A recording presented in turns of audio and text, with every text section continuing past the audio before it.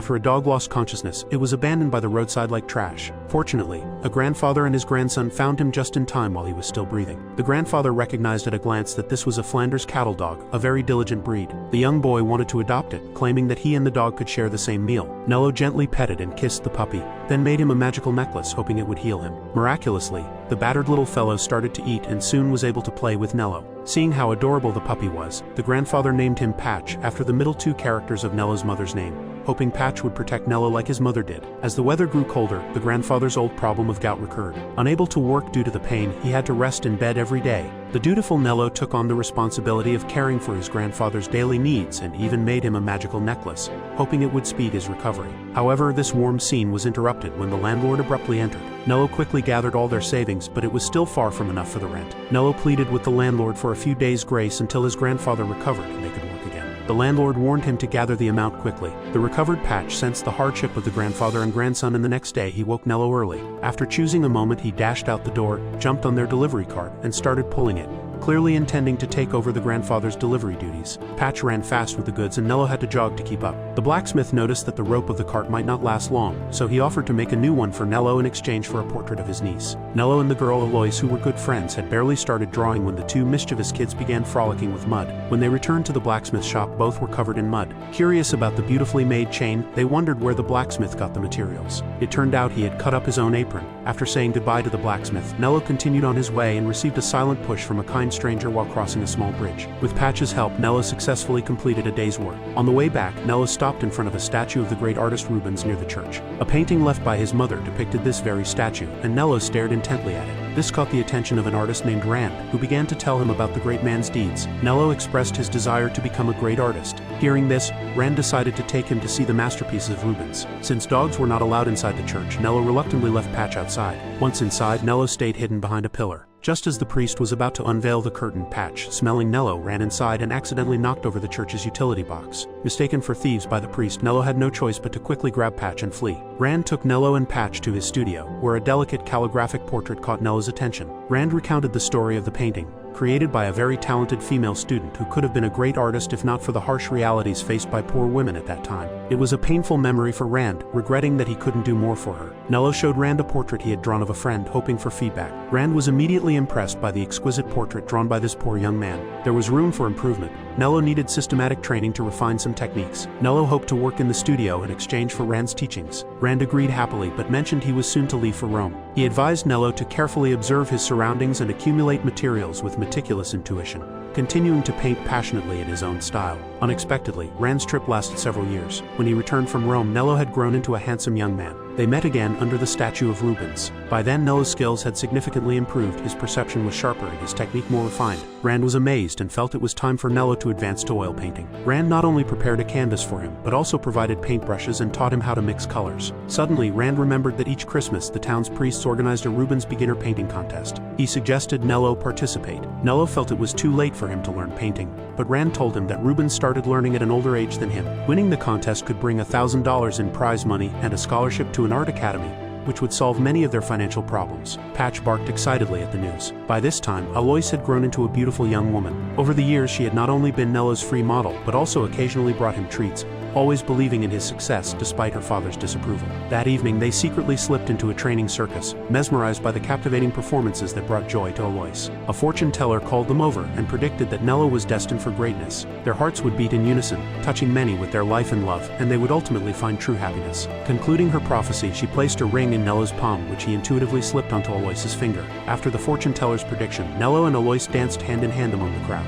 However, the very next morning, Alois's father came looking for Nello. Nello tried to explain that it was just for a portrait, but Alois's father accused Nello of being irresponsible and threw away Nello's first colored portrait. Alois picked it up as her father walked away. On their way home, Alois's father stopped Nello, admitting that while he thought the painting was terrible, his wife loved it and offered a valuable silver coin for it. Nello refused, saying, "I cannot sell this painting because it is a gift for Alois." Her father said nothing more but warned Nello to stay away from his daughter. An invisible wall now stood between the childhood friends. Nello regretted not accepting the coin, but he knew he couldn't sell the painting. He firmly believed that when he became successful, the portrait of Alois would be priceless. Alois's father opposed their relationship because he believed that Nello, aspiring to be an artist, had no future. He wanted his daughter to have a happy life. Back at home, the grandfather reminded Nello that Alois's birthday was approaching, but Nello said he could not attend this year. The grandfather understood Alois's father's actions, as everyone wants their child to have a better life. On Alois's birthday, Nello did not approach but merely glanced at her house from afar, missing her birthday for the first time. He spent the day listlessly, holding a cookie he couldn't bring himself to eat, which also had a birthday gift for Alois attached. Nello finally mustered the courage, climbed up to Alois's window using a ladder, and woke her with a stuffed toy.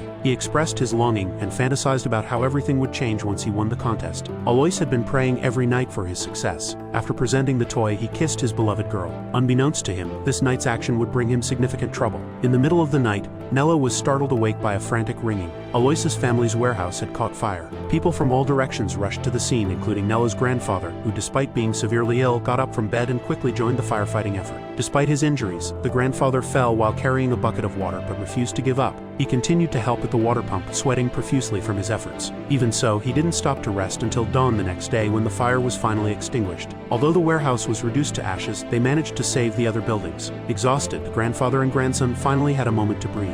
However, Nello's landlord, who was also a friend of Alois's father, quietly approached Alois's father and slandered Nello, accusing him of setting the fire intentionally as revenge for being kept away from Alois. The stuffed toy in Alois's hands became damning evidence. With the landlord fanning the flames of accusation, Nello, despite his protests, could not clear his name. In anger, her father shattered the toy, rendering Nello's explanations futile. To completely ostracize Nello, the landlord sabotaged his business dealings, causing no one to order milk from him anymore, effectively cutting off his income. Only the kind blacksmith still offered Nello opportunities. Already frail and exhausted from a night of firefighting, the grandfather struggled to the window, repeatedly calling his beloved's name until he collapsed and could no longer hold on. The blacksmith helped Nello arrange the grandfather's burial. The blacksmith's ongoing support was motivated by his admiration for Nello's mother, and now Nello was left completely orphaned. The grandfather had left behind a letter from Nello's mother, a farewell note to him filled with heartrending stories that broke Nello's heart. Nello began preparing for the competition, sketching scenes from the circus night when the cold air turned the trees red and the ground was covered with snow. He soon started painting his prepared canvas, and before long a beautiful oil painting was completed. With Alois's help, Nello, who was illiterate, signed his name on the back of the painting. Excited, Nello arrived at the competition venue with his painting only to find the staff had already left. He was 3 minutes past the submission deadline. The staff suggested he try again next year. No, but I have to win this year. It's my only hope. Despite his pleas, it seemed hopeless. Nello then showed his painting to the staff, who were astounded by its perfection. Realizing such talent should not be wasted, they promised to submit it for him, and Nello left reassured. That evening, the landlord came to collect the rent. Since Nello had spent all his money on his grandfather's funeral, he had nothing left for rent and asked for a few days' grace to wait for the prize money. The landlord scoffed, accusing him of daydreaming like his mother. The landlord demanded that Nello leave all his belongings and vacate by the next morning, then walked away. Meanwhile, Alois's father withdrew his life savings, intending to rebuild the warehouse quickly to minimize the damage from the fire. The next morning, as he rode to town, his wallet containing all his savings accidentally fell to the ground. Homeless, Nello and Patch found themselves on the cold streets. Someone accidentally dropped a piece of bread, which was stepped on before Nello could pick it up. Making sure no one was watching, Nello quickly retrieved it, broke off a large piece for Patch, and kept a small piece for himself. The moment to announce the competition results finally arrived, and Nello arrived early at the church, full of anticipation for winning first place. However, when the time came, Rand seemed reluctant because the winning piece was not Nello's circus scene, but an unattractive portrait of the mayor painted by the mayor's son. Nello lost due to the unspoken rules of the competition. At that moment, all his hopes were shattered. He realized he wouldn't be able to pay the rent, attend art school, or see his childhood friend Alois ever again. Nello and Patch wandered aimlessly in the cold and snowy weather, having lost everything and with nowhere to go. Just when Nello felt utterly lost, Patch stopped and discovered a wallet that Alois's father had accidentally dropped, containing more money than Nello had ever seen. However, Nello didn't keep it for himself. Instead, he went to return it to its owner based on the name on the wallet. When Alois's mother saw it was Nello, she quickly invited him inside and instructed the servant to prepare a large bag of food for him. Meanwhile, Alois's father was frantically searching for his lost wallet. Nello presented the found wallet, and Alois's mother was overjoyed. She canceled the food preparation and asked Nello to join them for dinner, insisting that he personally return the wallet to Alois's father. Alois also hoped he would stay, but Nello only asked for a bowl of warm milk for Patch. While Alois fetched the milk, Nello spoke to her mother, hoping that Alois's father would offer Patch a place to stay, believing he wouldn't refuse to shelter an old dog. Alois's mother suggested that Nello discuss this directly with her husband. As Nello went to get a Christmas present for Nello quietly opened the door and walked back into the cold blizzard. Alois and her mother thought Nello had gone home and did not chase after him. Upon returning, her father was visibly despondent, lamenting that all his years of effort were for naught. Before his wife could tell him that the wallet was found, he noticed Patch sitting in a corner. Instantly infuriated, he cursed the damned dog and demanded that Patch leave immediately. His wife, fed up, threw the wallet at him. Here's your money. Take it. Nello may never have this much money, she said, but you should be grateful that such an honest child and the very damned dog you scorned found your wallet. Only then did her father realize he had misjudged Patch and Nello, and he was overwhelmed with shame. That evening the family sat down to a lavish dinner, but none had the appetite. The servant, unable to bear the strain any longer, finally gathered the courage to reveal the true cause of the fire. She confessed that Nello's landlord had threatened her job if she spoke out. "Even if it means losing my job, I must tell the truth now," she declared. It turned out that she was meeting with Nello's landlord in the warehouse that night. After their rendezvous, the landlord lit his pipe and, having drunk too much, soon fell asleep, accidentally setting the warehouse ablaze with his pipe. Realizing he had wronged the innocent, Alois's father decided to find Nello and apologize in person. However, when he arrived at Nello's home, he found it empty, realizing that Nello was already homeless. Worried about Nello surviving in the cold, he rang the bell to rally everyone to search for him. Despite searching through the blizzard all night, they couldn't find him until someone finally spotted Nello curled up in a corner of the church wall after an event had ended. Nello and Patch had quietly slipped into the church and hidden away. After the priests left, they approached the greatest work of Rubens, where Nello wished to fulfill his final desire.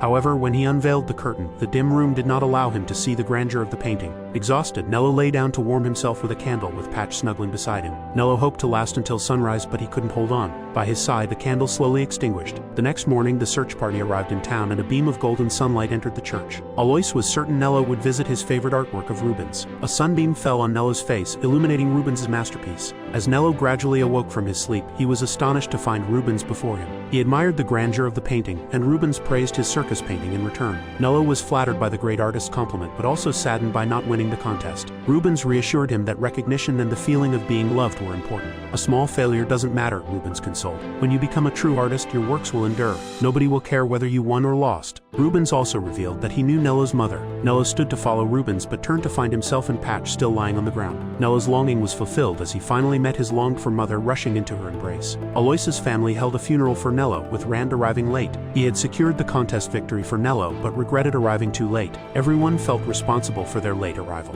Alois's mother shared Nello's story. His unseen father was actually a well-known artist in the city, Rand himself. To protect Rand's reputation, she had chosen to bear it all alone. Nello and his family watched everything from above, not wanting to leave their loved ones again. Just then, the church candles lit up again, and everyone found Nello unconscious inside. Fortunately, he was still alive. He shared everything he had seen, and just then, Rand arrived, unable to secure the championship for him, but brought a medal he had won in his youth as recognition for Nello's circus painting. Nello's dream was a guide. He shared his mother's name with Rand, revealing that the student Rand once couldn't help was Nello's mother. Rand was indeed his father. Memories flooded back, revealing the great love Nello's mother had for both father and son. Overcome with emotion, Rand embraced Nello, who had finally found his place. Thanks for watching. Make sure you subscribe and turn on notifications so you can watch more videos like this.